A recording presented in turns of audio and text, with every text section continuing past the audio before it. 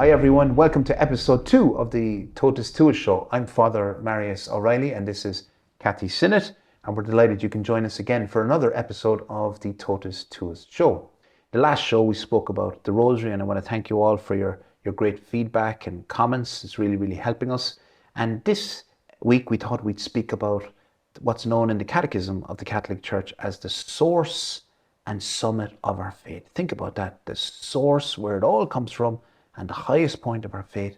It is, of course, the most holy Eucharist. I think of that great solemnity we have every year of Corpus Christi, the body and blood of our Lord Jesus Christ, when we celebrate the fact that God comes to us in this unique way. You know, St. Faustina said that if angels could envy us, and of course they can't, they would envy us for being able to receive Jesus in the way we do. We call this Holy Communion, of course, because it is this Holy Communion between myself and God. And in my own spiritual life, it doesn't get any better than receiving Jesus in the Eucharist. And as a priest, I'm so privileged that I can celebrate the Holy Mass every day and receive Jesus.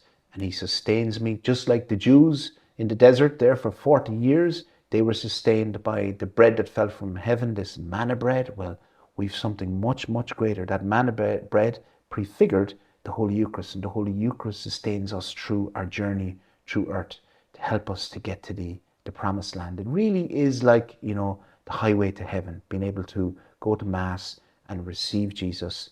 If we're doing that every Sunday, and even more frequently if we can, we're on that direct road to heaven.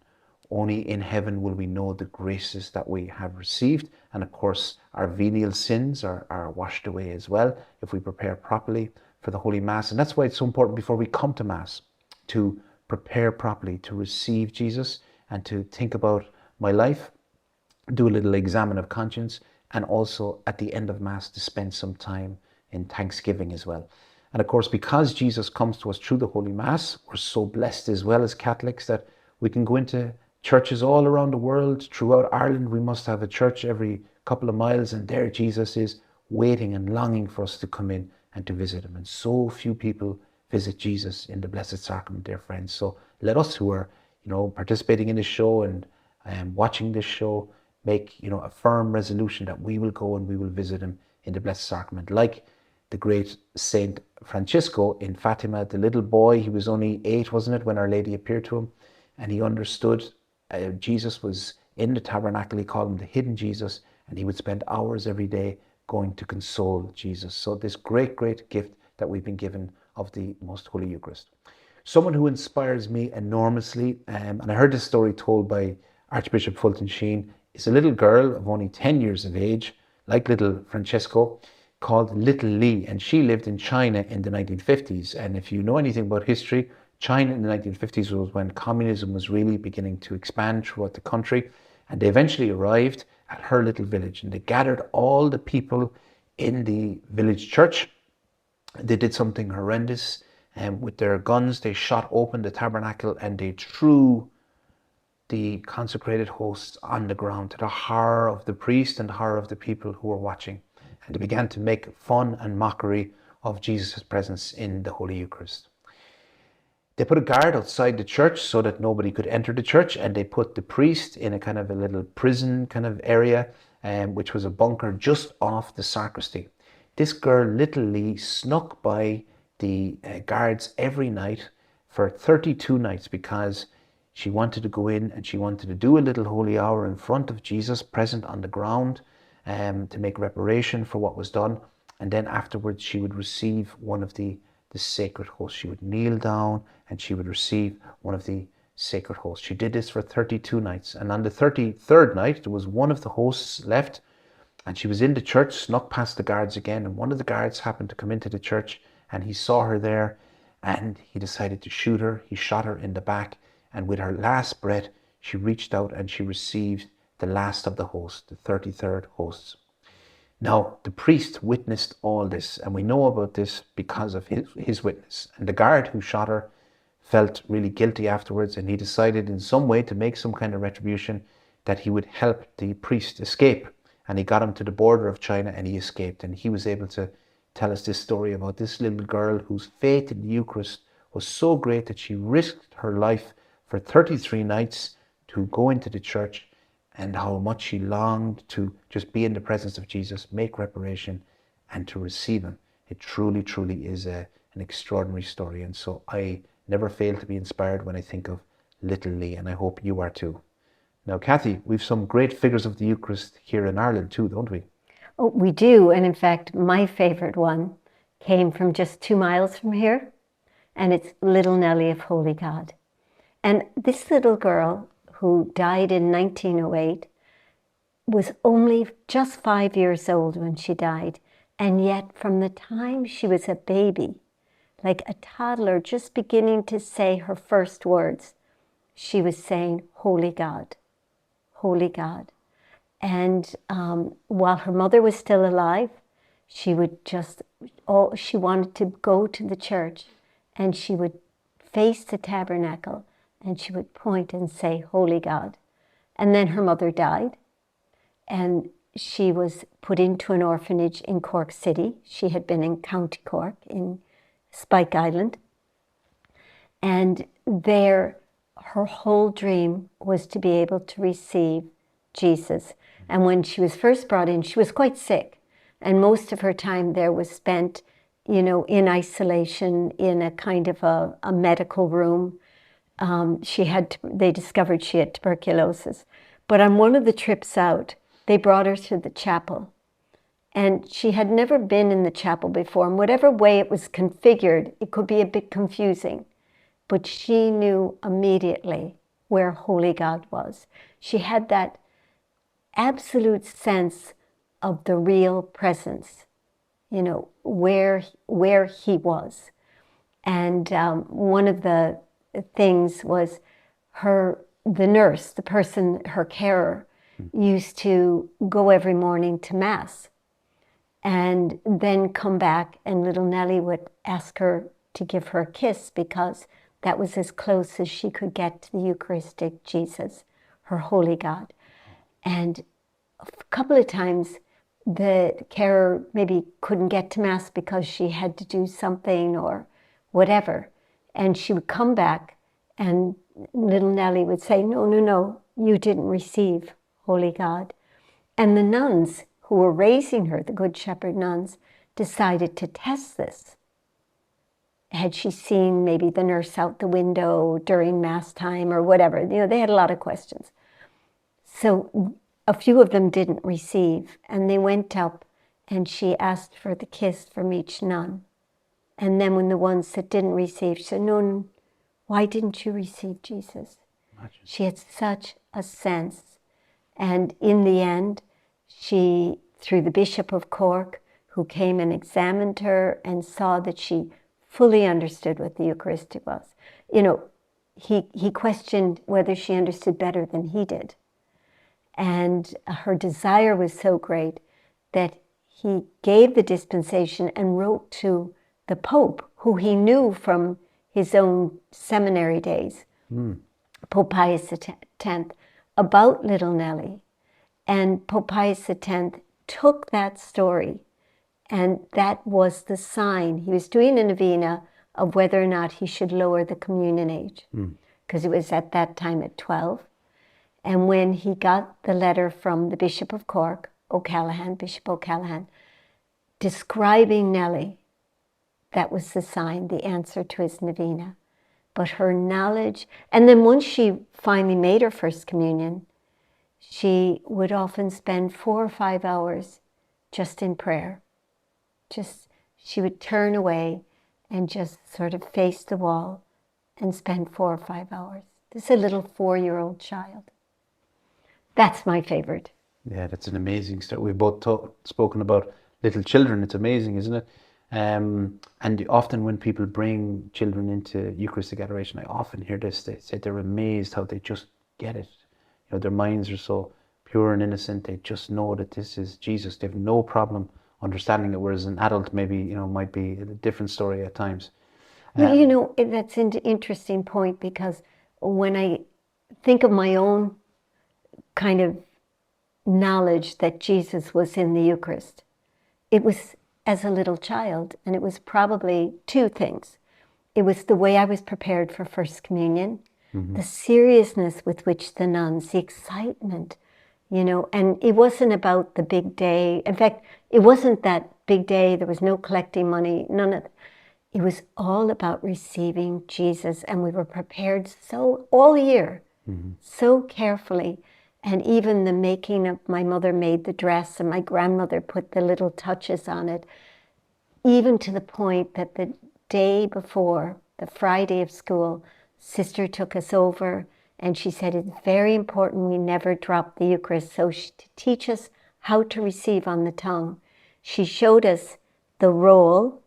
It was almost like a sweet packet, and she unrolled it, and there were these hosts, and she explained how these were just bread. But when when the parish priest said Mass, they would be Jesus.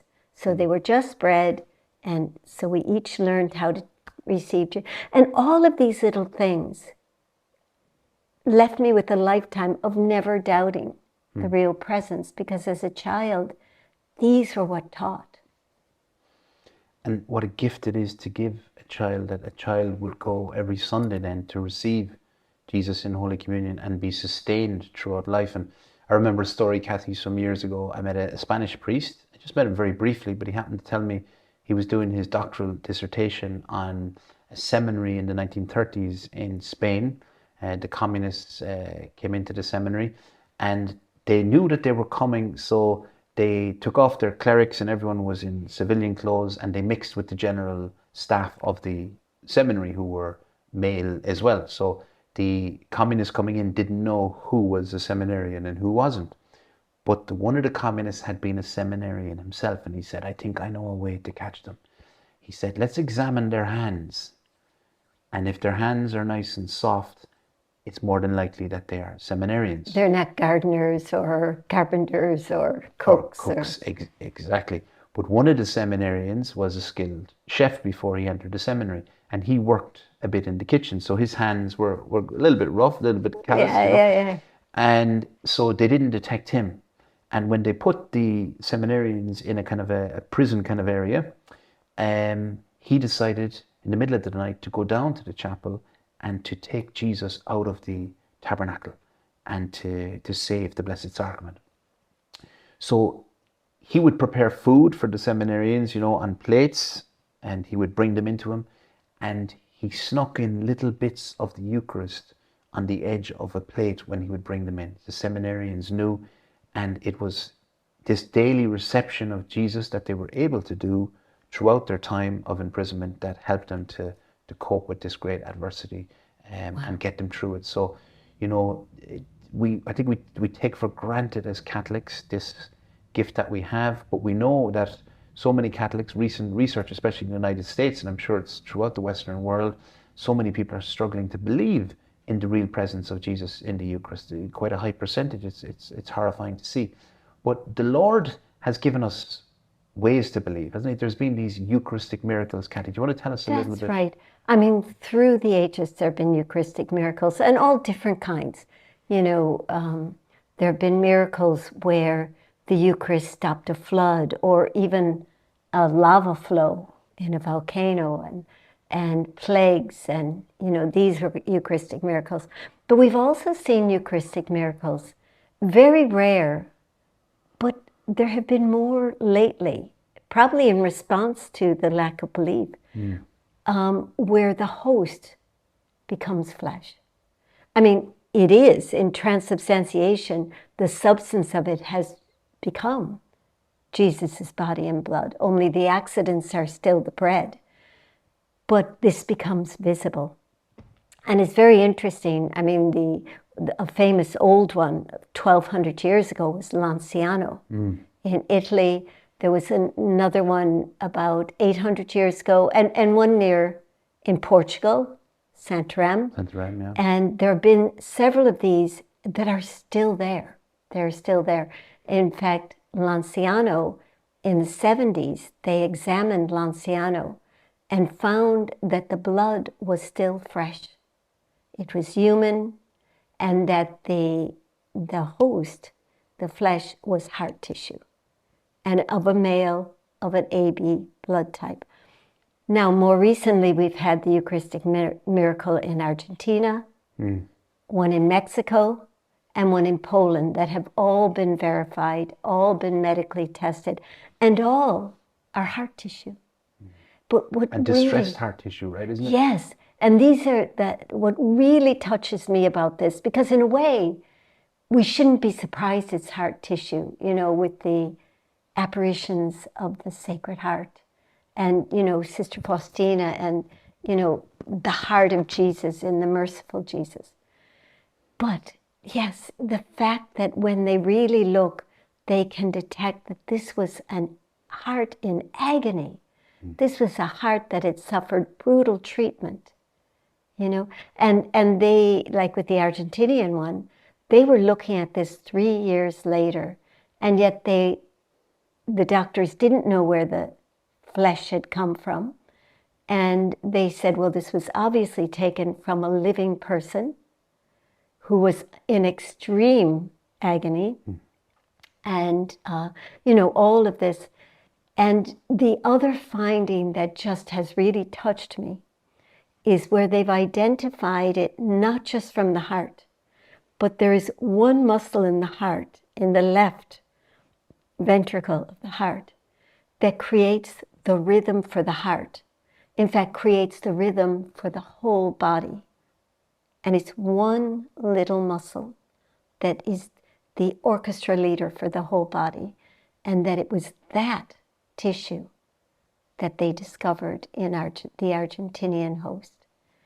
Just phenomenal, he leaves this for us to help us believe. Because maybe not everybody has the advantage of the formation that I would have had, in the 1950s, where everything said, he's really there, that's really Jesus. Now these formations may not be speaking so clearly. So Jesus is doing it in miracles. And this is the Lord reminding us, of course. And I think of another story which touches me as well, the story of, you've heard of Blessed Alexandrina de Costa, often called the fourth seer of Fatima, even though Balazar, where she was from, I've been looking to visit there a few times, is about 2.5 hours drive north of Fatima. But she's very much associated with Fatima, similar time. And she lived on the Eucharist solely, no food, no water, no liquid, nothing for 13 years. This is absolutely impossible. Try it.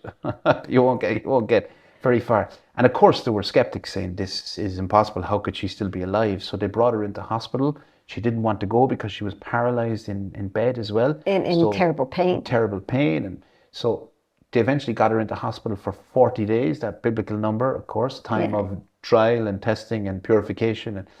And they discovered, the medical report, this was medically examined and proved that she was surviving just on the Eucharist. She received once a day and nothing else, no bread, no food, no water, no IV, whatever treatment, anything. Absolutely impossible, and yet medically certified. And this again is another example of a Eucharistic miracle. And God is just reminding us time and time again that he is truly present in the Blessed Sacrament. And in connection with Fatima as well, I think something very important, Kathy, is that there are, sacrileges and outrages and indifference sins committed against the Most Holy Eucharist. This is very, very important, I think, that we realize this, that we have to do reparation for these sins. And where am I getting this? I'm getting this, of course, from the angel of peace who appeared at Fatima. And in the third apparition, you remember the host and the chalice suspended, and he got down, prostrated, again, reminding us of the importance of adoration before Jesus in the Blessed Sacrament. And, we go into the church and we genuflect and we shouldn't talk and we should turn off our phones and so forth. This is really, really important. The angel is showing us.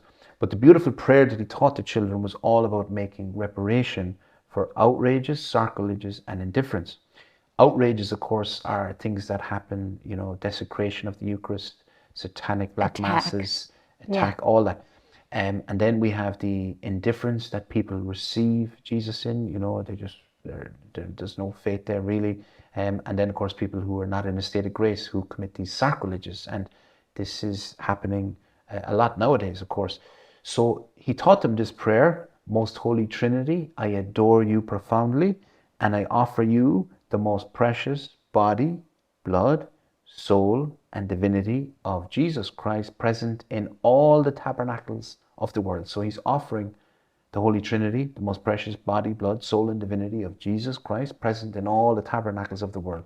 And then he continues, in reparation for the outrages, sacrileges, and indifference by which he himself is offended. And then the prayer finishes, and through the infinite merits of the most sacred heart of Jesus and the Immaculate Heart of Mary, I beg of you the conversion of poor sinners. So, we're praying for the conversion of sinners with that prayer. But I would just, like to say to all who are watching this video that if you could learn that prayer, it would be, or write it down and just bring it when you receive Jesus. Of course, it's a beautiful prayer to say as well in reparation. When you go into the church, even for a moment, to just recite that prayer. When you're passing a church, perhaps. Some people say it during maybe the consecration at Mass as well. You're offering the body, blood, soul, and divinity of Jesus in reparation for the outrages, sacrileges, and indifference. But this can be something that we forget, that there are great, grave sins committed in these ways against Jesus' presence in the Holy Eucharist. But the angel, who was instructed by God himself, has given us this prayer to make reparation for those. So just a lovely way to, I think, finish our show. So thanks everyone for joining us for this second episode of Totus Tuus Show. We're really excited about this because we just want to share the joy that we get from the Catholic faith, the splendor, the beauty of our faith. So hope you enjoyed the show. And if you did enjoy it, you might click the like button. Apparently it's very important for us to be able to reach more people and to help the whole evangelization effort and to spread the good news of Jesus Christ, the good news of the gospel. And also, if you want to find out about future shows, then you just click on the subscribe button as well, and hopefully they'll pop up on your feed on YouTube. So thanks for joining us, and we look forward to episode 3 soon, and God bless.